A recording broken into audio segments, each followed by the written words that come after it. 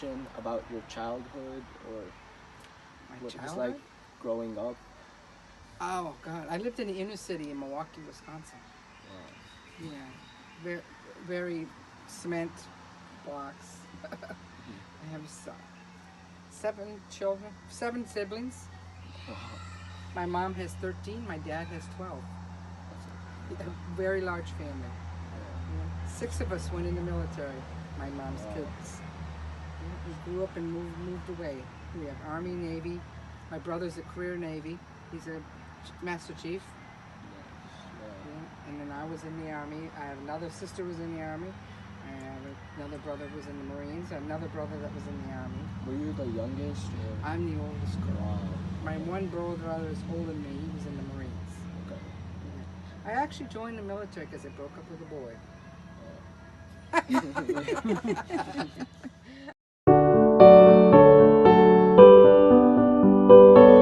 So how were your initial days in the military? It was tough. It was tough because you go from you sleep in like a room with 40 women. Okay, yeah. You put 40 women from all different cultures and different ages in there, and you're up at 3, 4 in the morning, and you drop in bed at 9. Lights out. Everybody goes to bed at the same time. Yeah. Are you still in? And who inspired you for most of your life? Who inspired me?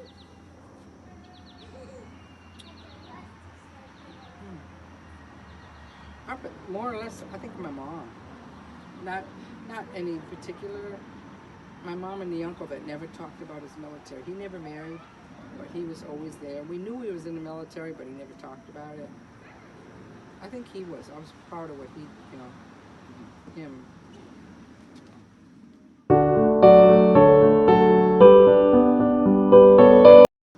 And do you have any message for the Gen Z and how life should look like for future generations? I would say just do your best what you want to do. Don't do what someone else tells you to do. Okay, yeah. People told me, oh, you can't go in the Army, you're going to go. I got on a plane. I didn't know anybody. You get on this plane, I go to Alabama. Then I'm there for 6 weeks, 8 weeks. Then I go to Texas for 6 months. And then I went to and when I found out I was going to Germany, my mom cried. She said, you can't go to another country by yourself. And I said, Mom, I'm going to do it. You just got to do it. Yeah, be brave. Yeah.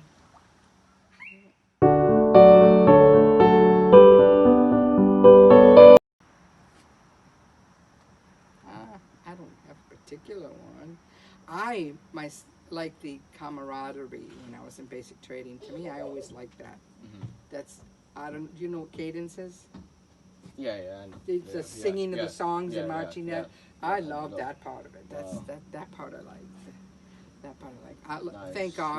Thank God, knock on wood, I never had to see war itself. But where I worked at the base in Germany, we used to get young men shipped in who did do that. I used to be at the hospital, work with the surgeons, and we'd have to either wire their jaws because they were hurt or reconstruct them. That's what I did. I was assistant doing that. I didn't see it myself, but I saw the post part of it. And then I saw him with his cousin there. He was at the VA in West Roxbury, quadriplegic. And they used to have to turn him every day. He was on a bed that rotated. The whole bed rotated like a sphere. You know how you have those ball spears where they attack? That's what he did. Okay. They would spin him so his body would stay on that. God, how many years was he in there? He came home I think he came home in '69. So he was there until '85. Yeah, 16 years he lived like that. Yeah. He was not. Yeah. He didn't want to be alive at first, but then his girlfriend's younger sister took care of him, and they actually got married and stuff. And he enjoyed the last few years of his life with her.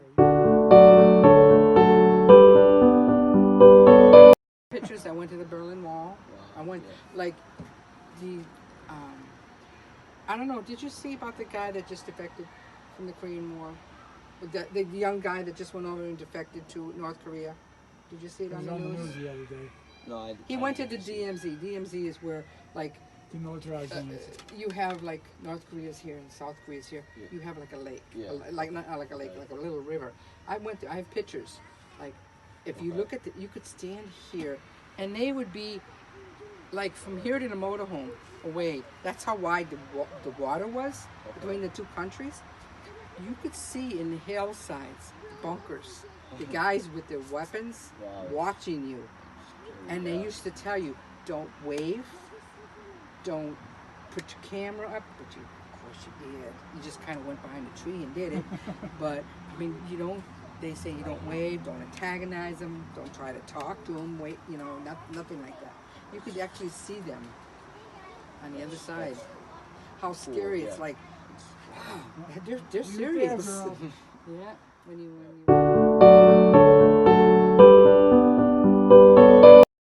went there. Leave it on there. Did you get to meet any world leaders or politicians throughout? No, we didn't. They didn't come visit where I wasn't in. I lived at the hospital, so we didn't really have any visitors like that. I think that was more at the bigger bases where they did the infantries and that. That's where they went to visit. I was kind of like a little outskirts. I worked at the base where they did the trucks and the tanks and that. Yeah. I did get to drive. I didn't drive personally on the Autobahn, but I've been on the Autobahn. They are fast. They are fast. There's no speed limit, and they are very strict about your vehicle maintenance over there. Don't get broken down on my Autobahn. You get a big ticket. Yeah. But it is different seeing the cultures over there. Yeah.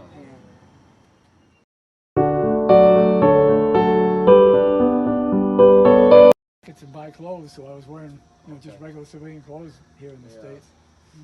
You tried to. They almost tried to hide it, like bury it. Yep. Okay. Yeah, almost tried to bury it. Like I have a uncle. I made a book when he passed away. I did not know, but he was in Vietnam at the beginning of it. Okay. From 59 to 66. So he was kind of in the beginning, and I never knew he was there. He never talked about it. But the pictures he has of him in Korea and Japan are just gorgeous. I made a really nice book out of his time. We never knew it. He never talked about it. I don't know what. I think it was they hid it because people put him down for it. So.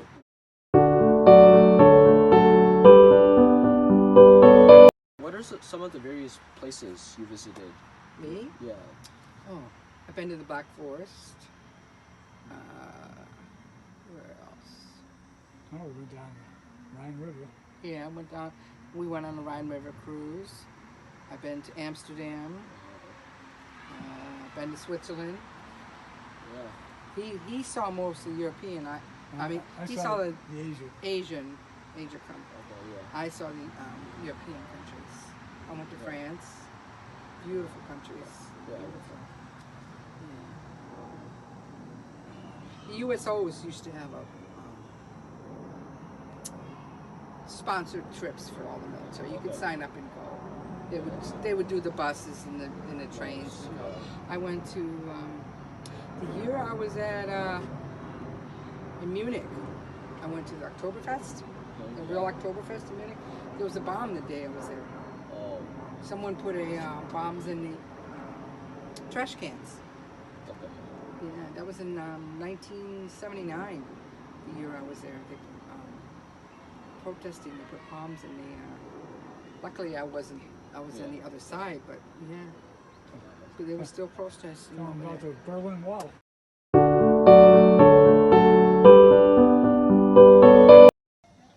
Could you also tell me which wars you were involved in? I went in at the end of era of Vietnam. Okay. Towards the tail end, and I got out before the next one started. Actually, it was just starting to go on. Lebanon. Lebanon when I got out. Okay. So I was kind of like in between. I was in between. Luckily, I didn't have to serve during the wartime. Yeah. But I was in between.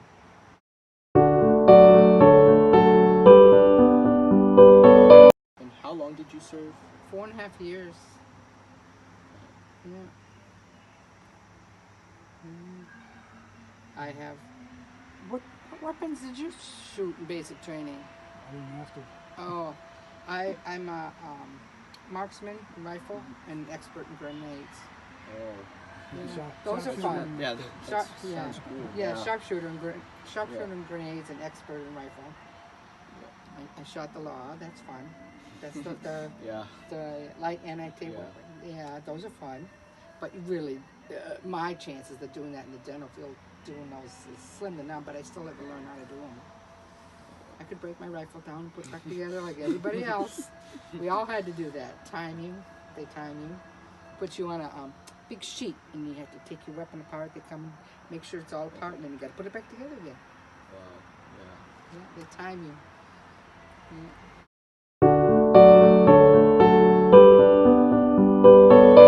Can you also tell me your experience in the Vietnam War and like what lessons you learned from that war? Me, my brother was in towards the end of it. He was in the Marines then. It was different when he came home. They were quiet. They didn't Okay. talk much about it. You know. We didn't get treated well. Yeah, yeah. It wasn't a, oh, you're in the military. Oh, that's great. It was, oh, you know, you kind of like put you down for doing what you did because they didn't think it was right. There had so many protests back then. He didn't say too much when he came home. We've been thanked more in the past few years than we ever did coming back.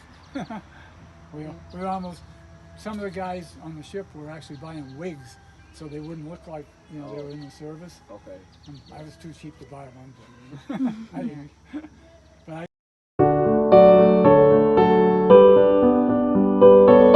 Down. So I did. And I saw, Yeah. I went to Alabama. Then I went to Texas for medical school. I was a dental hygienist. And I came here where I met him, and then I lived in Germany for 2 years.